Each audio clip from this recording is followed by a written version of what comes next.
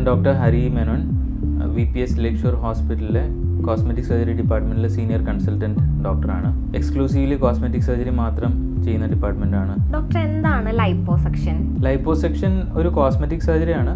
നമ്മുടെ ബോഡിയിൽ എവിടെയെങ്കിലും അമിതമായിട്ടുള്ള കൊഴുപ്പടിഞ്ഞ് അതൊരു അപ്പിയറൻസിന് ഒരു ഇഷ്യൂ ആയി, ഒരു ബൾജായിട്ടിരിക്കുകയാണെങ്കിൽ അത് നീക്കം ചെയ്യാനായിട്ടുള്ള കോസ്മെറ്റിക് സർജറിയാണ് ലൈപ്പോസക്ഷൻ. ഇതിൽ ചെറിയൊരു ബോഡിയിലൊരു ചെറിയ ഹോളിട്ട്, സ്കിന്നിലൊരു ഹോൾ, ചെറിയൊരു ദ്വാരമിട്ട് അതിലൂടെ ഈ അമിതമായിട്ടുള്ള കൊഴുപ്പ് സക്ക് ചെയ്ത് റിമൂവ് ചെയ്ത് അതിലൂടെ ബോഡി ഷേപ്പ് കറക്റ്റ് ആക്കുന്ന ഒരു പ്രൊസീജിയറാണ് ലൈപ്പോസക്ഷൻ. എന്തൊക്കെയാണ് ലൈപ്പോസക്ഷൻ ചെയ്യുന്നതുകൊണ്ടുള്ള ബെനിഫിറ്റ്സ്? ലൈപ്പോസക്ഷൻ കോസ്മെറ്റിക് ബെനിഫിറ്റ് ആണ്. അതായത് നമ്മുടെ അപ്പിയറൻസ് ഇമ്പ്രൂവ് ചെയ്യുക. എവിടെയെങ്കിലും ഫാറ്റ് കൂടുതലുണ്ടെങ്കിൽ നമുക്കറിയാം അതൊരു ബൾജായിട്ടിരിക്കും, അതൊരു ഭംഗി കുറവാണ്. ഡ്രസ്സ് ഇടുമ്പോൾ ചിലപ്പോൾ നമുക്ക് കറക്റ്റ് സൈസിൽ ഡ്രസ്സ് ഇടാൻ പറ്റുന്നില്ല, അല്ലെങ്കിൽ ഒരു ബൾജായിട്ട് തോന്നുന്നു, ആൾക്കാരെന്തെങ്കിലും പറയുന്നു, നമ്മുടെ തന്നെ ഒരു കോൺഫിഡൻസിന് ഒരു കുറവ് വരുന്നു.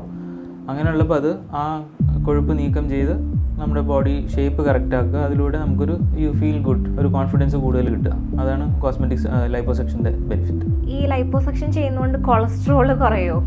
ലൈപ്പോസക്ഷൻ നമ്മുടെ തൊലിയുടെ അടിയിലുള്ള എക്സസ് ആയിട്ടുള്ള കൊഴുപ്പാണ് എടുത്ത് കളയുന്നത്. ഇതിലൂടെ നമ്മുടെ ബ്ലഡിലുള്ള കൊളസ്ട്രോൾ കുറയില്ല. അങ്ങനെ ഒരു ബെനിഫിറ്റ് ഇതിൽ കിട്ടില്ല. അപ്പിയറൻസിനുള്ള ബെനിഫിറ്റ് മാത്രമാണ് വരുന്നത്. അതുപോലെ ഹാർട്ട് അറ്റാക്ക് കുറയുന്നൊക്കെ ഇല്ല. നമുക്ക് ലൈപ്പോസക്ഷനിലൂടെ മെഡിക്കൽ ബെനിഫിറ്റ്സ് ഒന്നും ഇല്ല. ഇത് ചെയ്തതുകൊണ്ട് ഹാർട്ട് അറ്റാക്ക് കുറയാനോ അല്ലെങ്കിൽ BP കുറയുക അങ്ങനെയുള്ള ബെനിഫിറ്റ്സ് ഒന്നും നമുക്ക് കിട്ടുന്നില്ല. ഓൺലി അപ്പിയറൻസ് വൈസ് ഒരു ആകാര ഭംഗി കൂട്ടാനുള്ള ബെനിഫിറ്റ് മാത്രമാണ് ഇതിലൂടെ കിട്ടുന്നത്. ആരാണ് ലൈപ്പോസക്ഷൻ ചെയ്യാനായിട്ടുള്ള ഐഡിയൽ കാൻഡിഡേറ്റ്? ഹെൽത്തി ആയിട്ടുള്ള ഒരാളായിരിക്കണം. അഡൽട്ട്സിനാണ് നമ്മൾ ചെയ്യാറുള്ളൂ, കുട്ടികളിൽ ചെയ്യാറില്ല. പിന്നെ വെയിറ്റ് കൂടുതലുണ്ടെങ്കിൽ അത് കുറയ്ക്കാനായിട്ട് നല്ല പരിശ്രമം ചെയ്ത് വെയിറ്റ് കുറഞ്ഞിട്ടും ചില ഭാഗങ്ങളിൽ മാത്രം ഫാറ്റ് പോകുന്നില്ല. ഓവറോൾ വെയിറ്റ് കുറഞ്ഞു, പക്ഷേ ചില ഏരിയാസിൽ നിന്ന് മാത്രം ഫാറ്റ് പോകുന്നില്ല. അങ്ങനെ ഉള്ള ഒരാളാണ് ഇതിന് ഏറ്റവും നല്ലത്. ലൈപ്പോസക്ഷൻ ഏത് ഡോക്ടർക്കും ചെയ്യാൻ പറ്റുമോ, അല്ലെങ്കിൽ എവിടെയായിരിക്കും അതിന് ഏറ്റവും സേഫസ്റ്റ് ആയിട്ടുള്ള ഒരു പ്ലേസ്? ലൈപ്പോസക്ഷൻ തീർച്ചയായിട്ടും നല്ല ട്രെയിനിങ് ഉള്ളവർക്കേ ചെയ്യാൻ പാടുള്ളൂ. ഡോക്ടറായ എല്ലാവർക്കും ചെയ്യാൻ പാടില്ല. മിനിമം ഒരു സർജൻ ആയിരിക്കണം. പ്ലാസ്റ്റിക് സർജൻ ആണെങ്കിൽ വളരെ നന്നായിരിക്കും. അത് അവരിൽ പോലും ഇതിൽ നന്നായിട്ടുള്ള ട്രെയിനിങ്ങും ഒരു പ്രായോഗികമായിട്ടുള്ളൊരു എക്സ്പീരിയൻസും ഉള്ളവരാണ് ഏറ്റവും ഇതിന് നല്ലതായിട്ടുള്ളവർ. പിന്നെ ഇത് നല്ലൊരു സെൻറ്ററിൽ വേണം ചെയ്യാൻ. പ്രോപ്പറായിട്ടുള്ള സർജറി ആണിത്. അപ്പോൾ ഒരു സർജിക്കൽ സെൻറ്റർ തന്നെ ആയിരിക്കണം. ഹോസ്പിറ്റലാണെങ്കിൽ വളരെ നല്ലത്. എമർജൻസി കെയറിനുള്ള ബാക്കപ്പ് ഉണ്ടായിരിക്കണം, ഇൻഫെക്ഷൻ കൺട്രോൾ ഉണ്ടായിരിക്കണം. അങ്ങനെ ഒരു സർജറിക്ക് വേണ്ട എല്ലാ രീതിയിലുള്ള തയ്യാറെടുപ്പും ഉള്ളൊരു സ്ഥലത്ത് മാത്രമേ ഇത് നമ്മൾ ചെയ്യാൻ പാടുള്ളൂ. ഇതിനെന്തെങ്കിലും ഏജ് റിക്വയർമെൻ്റ് ഉണ്ടോ? അഡൽട്ട്സിൽ മാത്രമാണ് സാധാരണഗതിയിൽ ലൈപ്പോസക്ഷൻ ചെയ്യുക. പിന്നെ അപ്പർ ഏജ് ലിമിറ്റ് നമുക്ക് പറയാൻ പറ്റില്ല. ഹെൽത്തി ആയിട്ടുള്ള ഒരാളാണെങ്കിൽ, മറ്റുള്ള വളരെയധികം മെഡിക്കൽ ഇഷ്യൂസ് ഒന്നും ഇല്ലെങ്കിൽ അപ്പർ ഏജ് ഈവൻ 60-70 വയസ്സുള്ളവരിലും ഒക്കെ ചെയ്യാം. ലൈപ്പോസക്ഷനിൽ ഏറ്റവും ലേറ്റസ്റ്റ് ആയിട്ടുള്ള ഗാഡ്ജറ്റ്സ് അല്ലെങ്കിൽ ഡിവൈസസ് എന്തൊക്കെയാണ്? ലൈപ്പോസക്ഷനിൽ ഏറ്റവും ഇമ്പോർട്ടൻ്റ് ആയിട്ടുള്ള കാര്യം ചെയ്യുന്ന ഡോക്ടറുടെ കഴിവ് തന്നെയാണ്. അതൊരിക്കലും നമുക്ക് മറക്കാൻ പാടില്ല. ഡോക്ടറുടെ കഴിവ്, എക്സ്പീരിയൻസ് അതെപ്പോഴും മുൻപന്തിയിൽ തന്നെ നിൽക്കണം. ഡോക്ടറെ സഹായിക്കാനാണ് ഈ ഗാഡ്ജറ്റ്സ് ഒക്കെ വരുന്നത്. പല പല ഗാഡ്ജറ്റ്സ് ഉണ്ട് ഡോക്ടറുടെ ജോലി എളുപ്പമാക്കാനായിട്ട്. ഇപ്പോൾ അൾട്രാസൗണ്ട് ഉപയോഗിച്ചിട്ടുള്ള ലൈപ്പോസക്ഷൻ ഉണ്ട്, പവർ ലൈപ്പോസക്ഷൻ ഉണ്ട്, ലേസർ ഉപയോഗിച്ചിട്ടുള്ള ലൈപ്പോസക്ഷൻ ഉണ്ട്. അപ്പോൾ ഇതെല്ലാം പ്രോപ്പർലി സെലക്ട് ചെയ്ത് വേണം ചെയ്യാനായിട്ട്. കാരണം നമ്മൾ ഈ അഡ്വാൻസസ് കൂടുമ്പോൾ ചിലപ്പോൾ അതിൻ്റെ ചില ദൂഷ്യഫലങ്ങളും ഉണ്ടെന്നുള്ളത് നമ്മൾ മനസ്സിലാക്കണം. നമ്മൾ ബോഡിയുടെ ഉള്ളിൽ ചില എനർജികൾ ഉപയോഗിക്കുമ്പോൾ, ഇപ്പോൾ അൾട്രാസോണിക് എനർജി ആയാലും ലേസർ എനർജി ആയാലും നമ്മൾ ഉള്ളിൽ ഉപയോഗിക്കുമ്പോൾ അതിൻ്റെ ചില ഭവിഷ്യത്തുകളുമുണ്ട്. അപ്പോൾ എപ്പോഴും ലേറ്റസ്റ്റ് തന്നെ ബെസ്റ്റ് ആയിരിക്കണം എന്നില്ല. അപ്പോൾ ഓരോ ആൾക്കും ഏതായിരിക്കണം നല്ലതെന്നുള്ളത് ഒരു ഡോക്ടർ തന്നെ വേണം അത് ചൂസ് ചെയ്യാനായിട്ട്. ലൈപ്പോസക്ഷൻ ചെയ്ത് മാറ്റുന്ന ഫാറ്റ് റീയൂസ് ചെയ്യാൻ പറ്റുമോ? ചെയ്യാൻ പറ്റും. അത് ഇപ്പോൾ അതിൻ്റെ ഒരു ട്രെൻഡ് കൂടി വരികയാണ്. ഇപ്പോൾ ചിലപ്പോൾ നമുക്ക് ഒരു എക്സാമ്പിൾ പറയുകയാണെങ്കിൽ വയറിൽ കൂടുതൽ ഫാറ്റ് ഉണ്ട്, അല്ലെങ്കിൽ തൈസിൽ കൂടുതൽ ഫാറ്റ് ഉണ്ട്. വേറെ എവിടെയെങ്കിലും തീരെ കുറവാണ്. ഇപ്പോൾ ബ്രസ്റ്റ് ആവാം, ബട്ടക്സ് ആവാം, അല്ലെങ്കിൽ വേറെ ഏതെങ്കിലും ഹിപ്പ് ഡിപ്സ് എന്ന് പറയുന്ന ഏരിയാസ് ആവാം. അവിടെ തീരെ കുറവാണെങ്കിൽ ഈ നമ്മൾ നേരത്തെ പ്ലാൻ ചെയ്തിട്ടാണെങ്കിൽ ആ സർജറി നടക്കുന്ന അതേ സെയിം ടൈമിൽ തന്നെ ചെയ്യാൻ പറ്റുള്ളൂ. ഈ എടുക്കുന്ന ഫാറ്റ് ഒരു പ്രത്യേക പ്രോസസ്സിലൂടെ വേണം നമ്മൾ എടുക്കാനായിട്ട്. ആ ഫാറ്റ് നമുക്ക് ഇല്ലാത്ത ഭാഗത്ത് ഇഞ്ചെക്ട് ചെയ്യാൻ സാധിക്കും. അപ്പോൾ ലൈപ്പോസക്ഷൻ വെയിറ്റ് ലോസിന് വേണ്ടി ചെയ്യാൻ പറ്റുമോ? ലൈപ്പോസക്ഷൻ ആക്ച്വലി ഒരു നമ്മൾ ബോഡി കോണ്ടൂറിങ് പ്രൊസീജിയർ എന്ന് പറയും. അതായത് നമ്മളുടെ ബോഡി ഷേപ്പ് കറക്റ്റ് ചെയ്യാനായിട്ടുള്ളൊരു പ്രൊസീജിയറാണ്. മാസീവ് വെയിറ്റ് ലോസ് ഇതിലൂടെ നമുക്ക് കിട്ടില്ല. കുറച്ച് വെയിറ്റ് കുറയും, കാരണം നമ്മൾ ഈ റിമൂവ് ചെയ്യുന്ന ഫാറ്റിനൊരു വെയിറ്റ് ഉണ്ട്. അപ്പോൾ അതനുസരിച്ച് ചെറിയ ബോഡി വെയ്റ്റിലുള്ള മാറ്റങ്ങളുണ്ടാകും. ചിലപ്പോൾ 1 കിലോ ആവും, ചിലപ്പോൾ 3-4 കിലോ ആവാം, 5 കിലോ ആവാം. എത്രത്തോളം ഫാറ്റ് എടുക്കുന്നു അതിനനുസരിച്ച് കുറച്ച് വെയിറ്റ് നമുക്ക് കുറയും. പക്ഷേ ഇതിനെ ഒരു വെയിറ്റ് ലോസിനുള്ള ഒരു ഉപാധിയായിട്ട് കാണാതിരിക്കുകയാണ് നല്ലത്. കാരണം വെയിറ്റ് ലോസ് എന്ന് പറയുമ്പോൾ ആൾക്കാർ സാധാരണഗതിയിൽ നോക്കുന്നത് 10 കിലോ 20 കിലോ 30 കിലോ വെയിറ്റൊക്കെയാണ് കുറയ്ക്കാൻ ആഗ്രഹിക്കുന്നത്. അതെന്തായാലും നമുക്ക് ലൈപ്പോസെക്ഷനിലൂടെ കിട്ടില്ല. പിന്നെ ഇതിന് വേറെ രീതിയിൽ നോക്കാം. ഇപ്പോൾ ലൈപ്പോസെക്ഷൻ ചെയ്ത് ചിലപ്പോൾ നമ്മൾ ആലോചിക്കുമ്പോൾ 1 കിലോ വെയിറ്റ് കുറഞ്ഞുള്ളൂ എന്ന് ചിലപ്പോൾ ചിലർ ആലോചിക്കും, അല്ലെങ്കിൽ 2 കിലോ കുറഞ്ഞുള്ളൂ, അല്ലെങ്കിൽ 4 കിലോ കുറഞ്ഞുള്ളൂ, ഇതെനിക്ക് തന്നെ ഭക്ഷണം കഴിക്കാതെ കുറയ്ക്കാമായിരുന്നല്ലോ എന്ന് ചിലപ്പോൾ നമ്മൾ മനസ്സിൽ ആലോചിക്കാം. പക്ഷേ ഓർക്കേണ്ട ഒരു കാര്യം എന്ന് വെച്ചാൽ ലൈപ്പോസെക്ഷൻ നമ്മൾ ചെയ്യുന്നത് നമ്മൾ സ്വതവേ വെയിറ്റ് കുറച്ചാലും പോകാതിരിക്കുന്ന ചില ഫാറ്റ് ഡെപ്പോസിറ്റ്സിനെയാണ് നമ്മൾ ഈ മെത്തേഡിലൂടെ മാറ്റുന്നത്. അപ്പോൾ അതിനെ ഒരു വെയിറ്റിലൂടെ നോക്കാതിരിക്കുകയാണ് നല്ലത്. കോണ്ടൂർ ഇമ്പ്രൂവ്മെൻറ്റ്, എത്ര ഇഞ്ചസ് കുറഞ്ഞു, എത്ര ഷേപ്പ് കറക്ഷൻ കിട്ടി, അങ്ങനെയാണ് ഇതിനെ കാണേണ്ടത്. ഹോൾ ബോഡി ലൈപ്പോസെക്ഷൻ ചെയ്യാൻ പറ്റുമോ? ഹോൾ ബോഡി ലൈപ്പോസെക്ഷൻ ചെയ്യാൻ പറ്റില്ല. കാരണം ഇത്രയധികം ഏരിയാസ് നമ്മൾ ഒരേ സമയത്ത് ചെയ്യുകയാണെങ്കിൽ അതിൻ്റെ റിസ്ക് വളരെയധികം കൂടുതലാണ്. അപ്പോൾ ലൈപ്പോസെക്ഷൻ എപ്പോഴും സെലക്ട് ചെയ്ത് ഏറ്റവും അധികം നമ്മുടെ കോൺഫിഡൻസിനെ ബാധിക്കുന്ന ഏത് ഏരിയ ആണ് അങ്ങനെയുള്ള സെലക്ട് ചെയ്തിട്ടുള്ള 1, 2, 3 ഏരിയാസ് മാത്രം. കാരണം ഇതിൽ സേഫ്റ്റിയാണ് ഏറ്റവും ഇമ്പോർട്ടൻറ്റ്. സേഫ്റ്റി സ്റ്റാൻഡേർഡ്സ് നമുക്ക് ഒരിക്കലും ഇതിനുവേണ്ടി നമുക്ക് കളയാൻ പറ്റില്ല. അപ്പോൾ സേഫായിട്ട് 2-3 ഏരിയാസ് മാക്സിമം ചെയ്യാം. ആൾ ഹെൽത്തി ആണെങ്കിൽ അസസ്മെൻറ്റ് ചെയ്ത് എത്രത്തോളം ഫാറ്റ് എടുക്കാനുണ്ട്, എത്ര സമയം എടുക്കും, അങ്ങനെയുള്ള പല ഫാക്ടേഴ്സ് നോക്കിയിട്ട് വേണം ഇത് നമുക്ക് തീരുമാനിക്കാനായിട്ട്. ഇതൊരു പെർമനൻറ്റ് ട്രീറ്റ്മെൻ്റ് ആണോ, അല്ലെങ്കിൽ ഇത് ചെയ്ത് കഴിഞ്ഞാൽ ഈ ഫാറ്റ് വീണ്ടും തിരിച്ചു വരുമോ? ലൈപ്പോസെക്ഷൻ ചെയ്ത് കഴിഞ്ഞാൽ തീർച്ചയായിട്ടും അതിൻ്റെ ഒരു മെയിൻ്റനൻസ് നമുക്ക് നോക്കാനുണ്ട്. പിന്നീട് ഒരുപാട് നമ്മൾ ബോഡി വെയിറ്റ് കൂടാതെ നോക്കണം, നമ്മുടെ ഡയറ്റ് ശ്രദ്ധിക്കണം.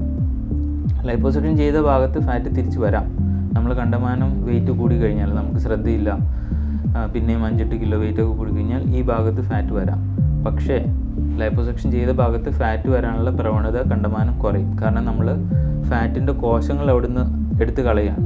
അപ്പോൾ പിന്നീട് വെയിറ്റ് കൂടിയാലും പെട്ടെന്ന് തന്നെ അവിടെ തന്നെ തിരിച്ചു വരില്ല. മറ്റുള്ള ഭാഗങ്ങളിൽ ചിലപ്പോൾ ഫാറ്റ് വരാം, പക്ഷേ ഈ ലൈപ്പോസെക്ഷൻ ചെയ്ത ഭാഗത്ത് ഫാറ്റ് വരാനുള്ള ചാൻസസ് കുറയും. ഒരുപാട് നമ്മൾ ബോഡി വെയിറ്റ് കൂടുകയോ തീരെ ശ്രദ്ധയില്ലാതെ വരുമ്പോഴേക്കാണ് അതേ ഭാഗത്ത് തന്നെ ഫാറ്റ് ഡെപ്പോസിഷൻ ഉണ്ടാകുന്നത്.